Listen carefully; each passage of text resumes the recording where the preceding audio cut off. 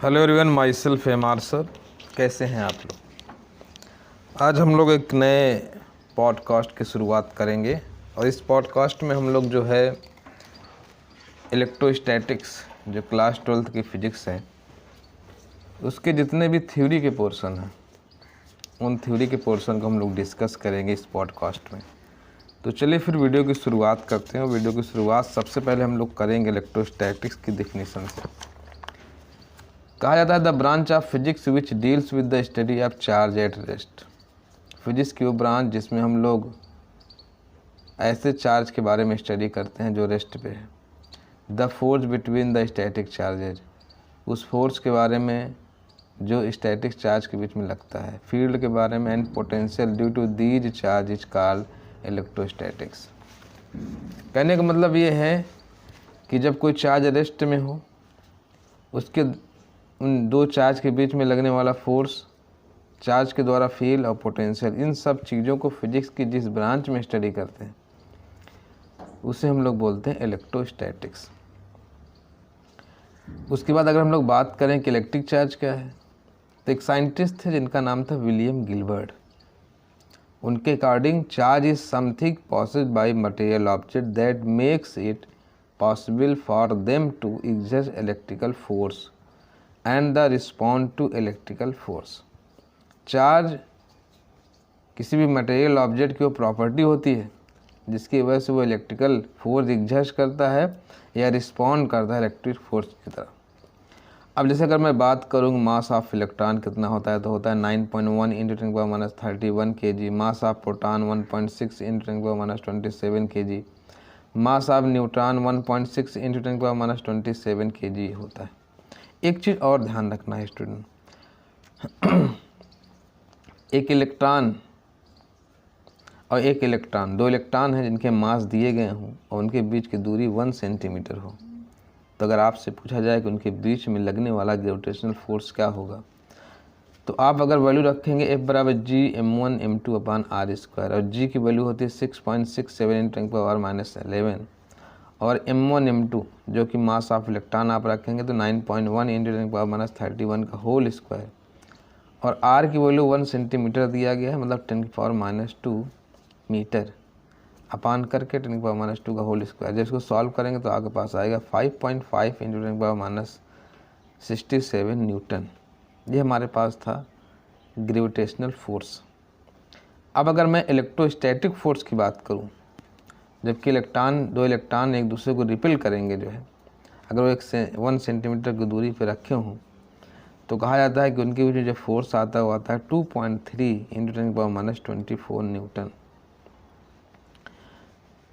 तो इस तरह से हम लोग बात करते हैं तो हमें मालूम चलता है कि ग्रेविटेशनल फोर्स 5.5 इंटू 10⁻67 न्यूटन आता है, जबकि इलेक्ट्रिक फोर्स आ रहा है 2.3 इंटू 10⁻24 न्यूटन। तो इस तरह से हमें मालूम चलता है कि इलेक्ट्रिक फोर्स से ज़्यादा होता है as compare to gravitational force between two electron.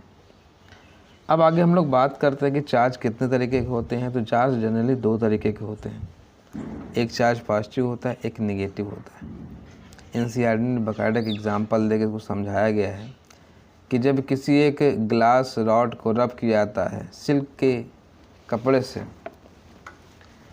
तो हम लोग देखते हैं जो है जब एक ग्लास की रॉड को सिल्क के कपड़े से रब किया जाता है, उसके बाद क्या कर दीजिए, फिर एक आप दूसरे ग्लास की रॉड ले लीजिए, फिर सिल्क की क्लॉथ से आप रब कीजिए। उसके बाद रब किए हुए 2 ग्लास रॉड को सामने लेके आइए तो एक दूसरे को रिपेल करते हैं। इसी तरह अगर 2 सिल्क की क्लॉथ के एक दूसरे के सामने लेके आएंगे तो एक दूसरे को रिपेल करेंगे। तो यहाँ से हमें जानकारी ये मालूम चलती है कि सेम चार्ज एक दूसरे को रिपेल करते हैं, मतलब लाइक चार्ज रिपेल करते हैं।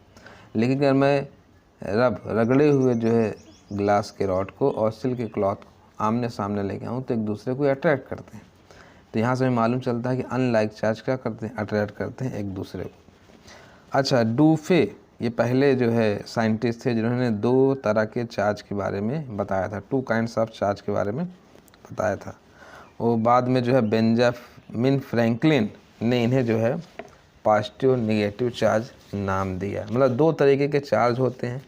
डूफे ने इसके बारे में बताया जबकि बेंजामिन फ्रैंकलिन ने इनको नाम दिया पॉजिटिव और नेगेटिव चार्ज। और उसके बाद जब हम लोग साइन कन्वेंशन का यूज करते हैं तो साइन कन्वेंशन का यूज करने के बाद हमको मालूम चलता है क्या ना, कुछ ऐसे ऑब्जेक्ट होते हैं जिनमें रगड़ने के बाद पॉजिटिव आता है, कुछ होते हैं इनके ऊपर रगड़ने के बाद नेगेटिव आता है। अब यहाँ पे मैं कुछ पॉजिटिव चार्ज की बात करूँ, कुछ नेगेटिव चार्ज की बात करूँगा जो आते हैं पर्टिकुलर जो है ऑब्जेक्ट पे। जैसे ग्लास रॉड है, इसको रगड़ोगे तो पॉजिटिव चार्ज आएगा इसके ऊपर। फर और वुलन क्लॉथ के ऊपर आता है, वुलन कोट के ऊपर आता है, वुलन कारपेट होता है, nylon over acetate, dry hair, ये सब ऐसे होते हैं जिनके ऊपर पॉजिटिव चार्ज आता है जब इनको रगड़ा जाता है। नेगेटिव चार्ज किस पे आता है? सिल्क क्लॉथ हो गया, इबोनाइट, अंबर, रबर की रॉड हो गया, प्लास्टिक सीट ले लीजिए आप, रबर शूज ले लीजिए आप, क्लॉथ ले लीजिए, कॉम्ब ले लीजिए, ये सब ऐसे ऑब्जेक्ट होते हैं इनको रगड़ने के बाद इनके ऊपर क्या आता है? नेगेटिव चार्ज आता है।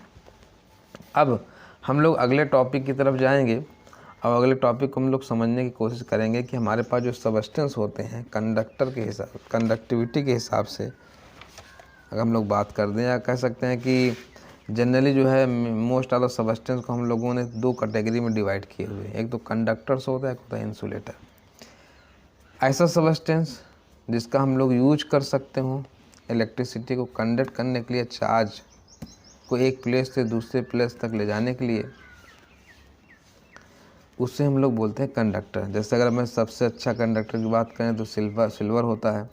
इसके अलावा भी बहुत सारे कंडक्टर होते हैं, कॉपर, आयरन, एल्युमिनियम, मरकरी, कोल।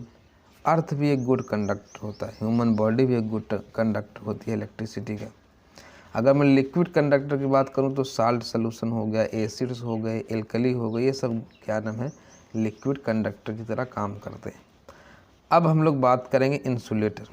तो कहा जाता है insulator are the material which can not conduct electricity. Insulator वो मटेरियल होते हैं जो इलेक्ट्रिसिटी को कंडक्ट नहीं करते, ये पुअर कंडक्टर ऑफ इलेक्ट्रिसिटी होते हैं, जैसे glass, rubber, plastic, ebonite, mica, wax, paper, would, ये सब जितने भी हैं सब इंसुलेटर होते हैं, क्योंकि ये चार्ज को प्रिवेंट करते हैं एक जगह से दूसरी जगह जाने के लिए। और उसके बाद अगर हम लोग बात करते हैं कि insulator are also called dielectric, insulator को डाई इलेक्ट्रिक भी कहा जाता है, क्योंकि dielectric can not conduct electricity however, लेकिन फिर भी जब एक्सटर्नल इलेक्ट्रिक फील्ड इसके ऊपर अप्लाई करती जाती है तो ये चार्ज अपीयर होता है surface of the dielectric. तो इस तरह से हम लोग कहते हैं कि dielectric as the insulating material which transmit electric effect without conducting. ये हमारे पास चीज़ें थी।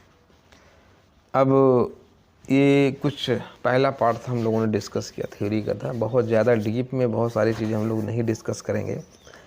अब उसके बाद हमारे पास नेक्स्ट आएगा गोल्ड लीफ इलेक्ट्रोस्कोप, ये आएगा, इसको हम लोग नेक्स्ट अपने पॉडकास्ट में डिस्कस करेंगे। तो आज के पॉडकास्ट में जनरली हम लोग ने डिस्कस किया जो है इलेक्ट्रोस्टैटिक्स क्या होता है, चार्जेस क्या होते हैं, चार्ज के टाइप किसने बताया, चार्ज का नाम किसने दिया, कौन से ऑब्जेक्ट के पास रगड़ने के बाद पॉजिटिव चार्ज आता है, कौन सा नेगेटिव आता है। आई होप आपको हमारा वीडियो बहुत अच्छा लगा होगा। स्टूडेंट मिलते हैं नेक्स्ट वीडियो में नेक्स्ट टॉपिक के साथ।